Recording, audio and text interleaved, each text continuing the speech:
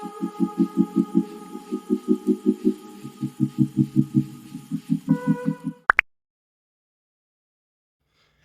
day, everyone. Welcome back to Clean Cut EDC. Today we are talking Hetzel, as in Miguel Hetzel, South African knife maker and knife designer. And I've got two of his production models here. So he personally makes handmade custom knives, and his link is in the description. So you can go check out his page on Facebook, check out his handiwork. Basically, I want to call it artwork because the stuff he makes is just, man, it's next level. It's truly just beautiful knives. And I think this guy's like 18 years old or something, and he's already up there with some of the best knife makers in South Africa. And I mean, I can't wait to see what the future holds for Miguel Hetzel. It's gonna be insane. He's got two production models out with Pickled steel, which we've got here. We've got the Capolavoro, which is the first one that came out. And what I found interesting is that usually his designs, when it comes to the custom knives that he makes by hand, it's not that out there, right? It's more, in a sense, normal slip joint style knives. But when he did the production models and designed the knives for Pickled steel, he went, in a sense, a bit controversial, right? He went to an extreme in some cases. So his production models, at least, cannot be known by standard shapes and standard types, right? Standard blade shapes and handle shapes. It's not your average looking knives. And with that being said, some people are going to go above and beyond, in a sense, with regards to how much they love it, and then some people are going to go above and beyond with how much they hate it, right? So that's just the way it is. If you're going to go anything other than a basic standard knife, which is going to be basically a drop point with a lacquer belly, flat grind, and a neutral handle shape, you're going to get some grit somewhere. Like, some people are going to definitely love it and it's going to appeal to them, and other people they're just not going to go with it, right? But I love it because we've got too many normal type knives, and I want something a bit out there, but that is still functional. Picture this, right? We're talking about the RHINO today. I'm just talking about Miguel Hetzel first, and then we continue on. So picture this. Okay, there's a braai, and the one guy decides now he's going to whip out his Pickled steel like Carl. The other guy says, no, let's cut the meat with our honey badger large stanter. Another guy says, no, let's go with the Manix XL. And then the last guy comes and he's like, bam, look at this.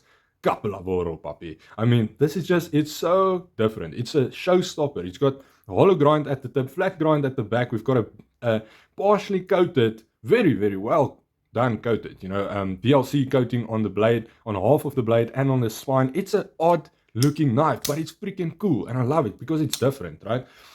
So that's what I'm talking about. It brings something different to the table, and I really enjoy it. I really enjoy it. Now let's talk about the RHINO. Okay, so this was his first production model, was the Capolavoro, which means masterpiece. Then we've got the RHINO. Okay, so I want to say what I find with the production models from Miguel Hetzel is incredible action. Okay, I mean Kaiser type action. I love the action from Kaiser. I think they are probably my favorite brand when it comes to knife action. But man, are these knives incredible. Check out the Capolavoro. That's guillotine, people. It's not shake shut, it's drop shut. It just goes. And it's not a weak detent at all. It's incredible. It's a solid lockup. It's not, that it's loose in the pivot or anything. It just goes. That's the way it runs on ball bearings, ceramic ball bearings. And then we've got the RHINO, which basically does exactly the same. But when we get the RHINO has something different to it, man. The RHINO has an almost magnetic feel to it in the detent. Check this out. It just sucks it in. Check that out. Man, that's satisfying. Guys, I can't explain to you how much fun it is closing this knife. And then that last piece just sinks in, man. Oh, it's incredible. Really love this thing. So let's run this knife through. We've got a modified sheepsfoot blade. Now, some people have said they don't like the design. That's okay. Everyone is going to be different. Personally, I think if you don't like sheepsfoot blades, then this is probably not going to be in your preference. Luckily, I do love myself some sheepsfoot blades. And so I love this knife. I think it's a terrific design. I think it's a fantastic knife. So here we've got the Pickled Seal Warrock, and we've got the Kaiser Domen, and you guys can see it etches out both of these knives. It's definitely a large size knife, right? Now with the blade, we do have a saber grind, and then we've got a flat grind here at the bottom. Quite thin behind the edge, not quite as thin as maybe something like the Paramilitary 3 or something like the PM2, but definitely nice and thin behind the edge, right? It's an okay slicer. We're doing a review today, so it is an okay slicer. I've tested it. It's very good with regards to food prep, especially. You guys can see there the PM2 is a bit longer than the RHINO, and the RHINO is a bit longer than the, well, not a bit, quite a bit longer than the Pero 3. So it is a larger size knife. It is very comparable in size to actually a honey badger, a large honey badger. I think they are basically exactly the same in size. So definitely along those lines. So if you do have a large honey badger and you're comfortable carrying that around, then you will be comfortable carrying around the RHINO as well.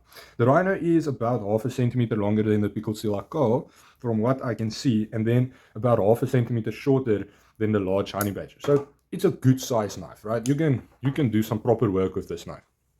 Okay, so what I find interesting, yes, we've got the saber grind, but then here we've got that classic reinforcement from Pickled Seal towards the tip. They do this with basically all their knives. So we've got a little bit of a switching here, and that just leads to some reinforcement towards that tip, which will strengthen that tip for some more piercing style tasks. Now, this, you can argue, it wasn't really designed to be a piercing style knife, but with this sort of a almost Warncliffe style tip, you will be able to actually do a bit of piercing and still have a very, very strong tip behind it, right?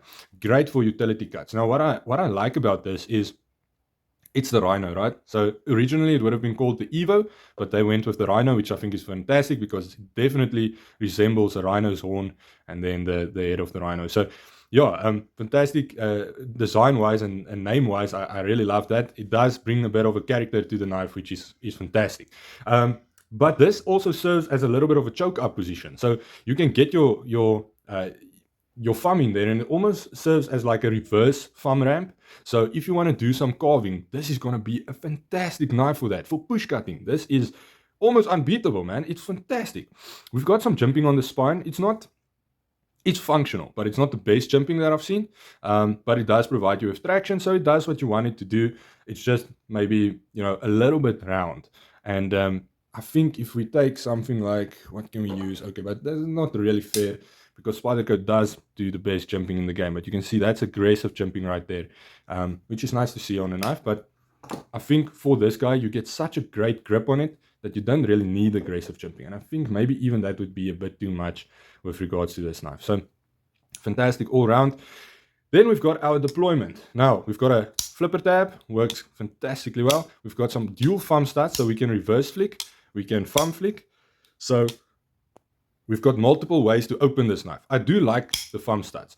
And what I really like is that they chamfered the edge of the scale here, just to allow you to get a little bit more purchase on that thumb stud, get a bit deeper in there so you can fire out this magnificent blade.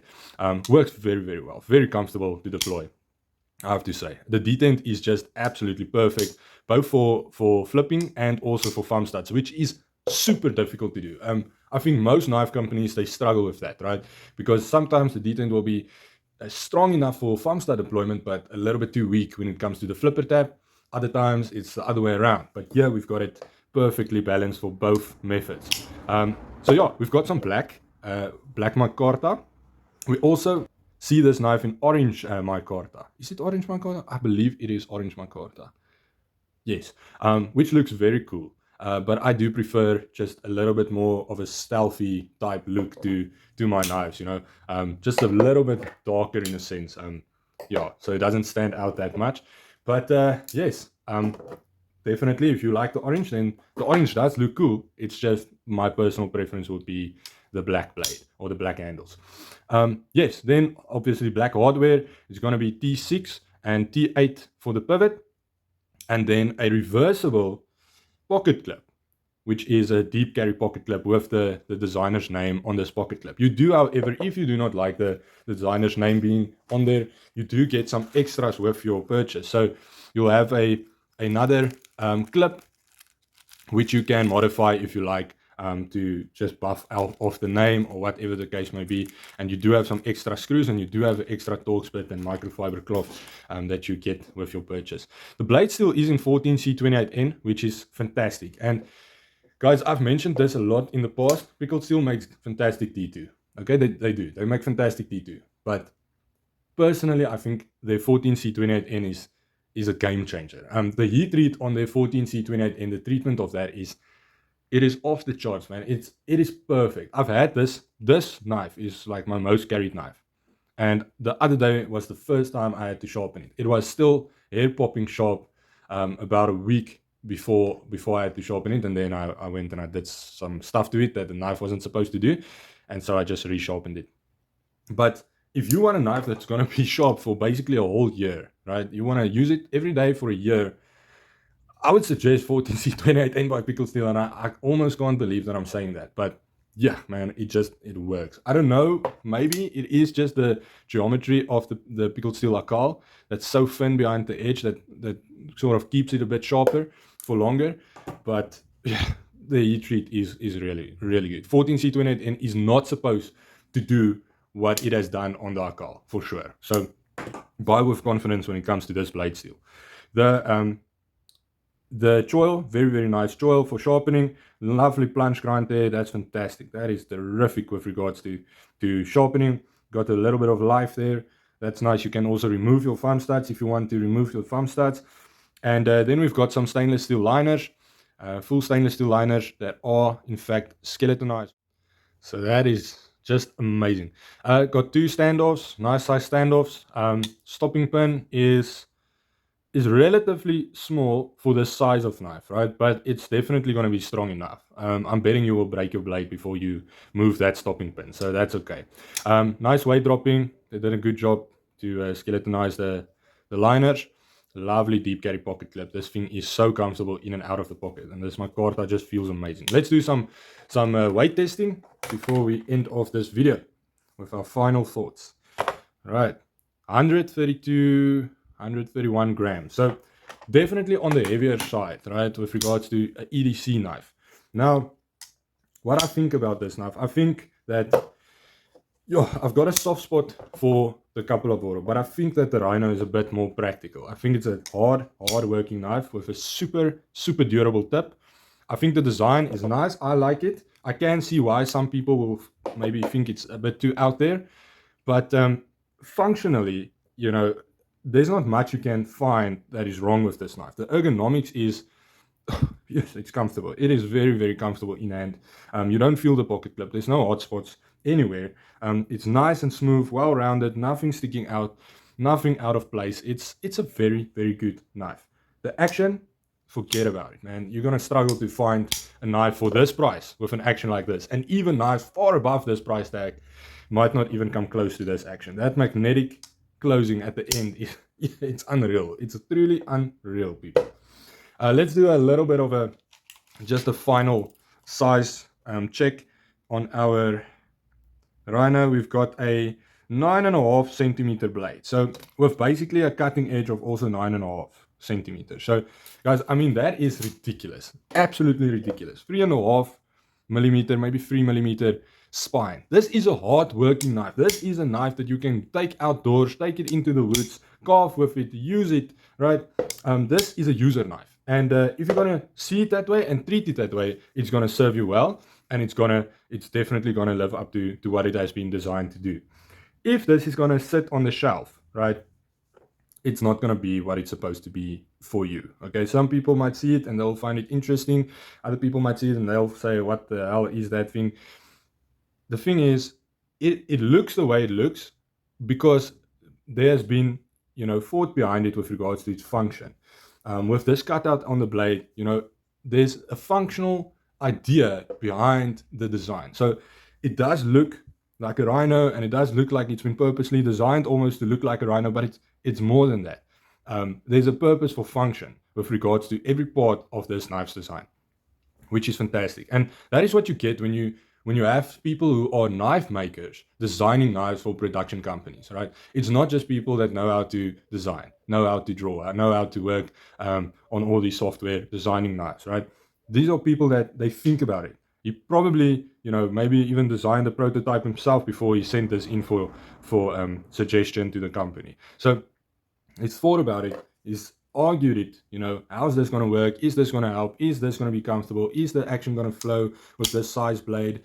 All of that has been taken into account, and I can only say, well done, Miguel Hetzel, on a fantastic, fantastic knife. I love the RHINO, and this thing is going to be in my pocket a lot.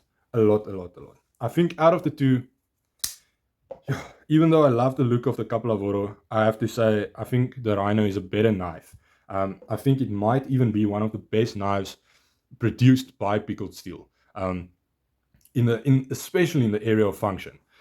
So I think once the Cosmos come and the Blood On comes, the Blood Eagle by Mornay Swart, then we'll have a duel between my favorite South African knife makers and their Pickled steel designs, and see which one I like the most. But until then, guys, have a great day, have a knife day, and remember that no knife means no life.